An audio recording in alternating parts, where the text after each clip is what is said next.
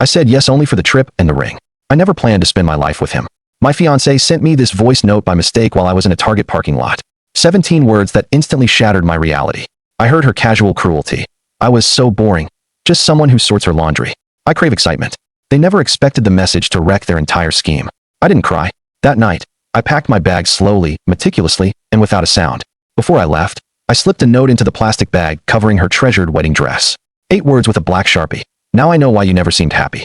I walked out and let the truth wait for her. I knew the betrayal ran deeper. The next morning, I found the evidence, a second, hidden number on our shared phone plan registered to a fake name. It was a burner phone, and it held months of messages with a contact saved only as C. The texts weren't romantic. They were strategic and calculating. They discussed me like a business deal, detailing their exit strategy and itemizing projected life earnings, the term she used for my assets. She even had pre-written social media captions for our amicable split. This wasn't a failed romance. It was a sophisticated heist. I backed up everything, realizing I was no longer the victim. I was the witness. I contacted her ex, Mike, who she left without warning. He confirmed my worst fear. She used a script. She'd used the exact same words on him.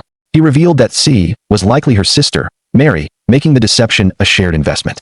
I immediately froze our joint accounts, contacted a lawyer, and had a brutal addendum drafted to the prenup. It waived her rights to my assets if deception was proven. I didn't serve it yet. I wanted her to believe she was still in control, replying to her text with "sounds good, babe," while I quietly pulled the rug out from under her feet. The final proof came, a photo of her with the burner phone contact, Carson. She still didn't know I knew everything. In one final, desperate move, she threw a surprise engagement party for me to publicly pressure me back into her narrative. So I showed up. I walked in, let her lean in for a kiss, and deliberately turned my cheek for all her influencers to see. I grabbed the microphone. I didn't scream or curse. I simply stated one truth. Sometimes, just before a wedding, you discover the person you're marrying loves the version of you they can manipulate.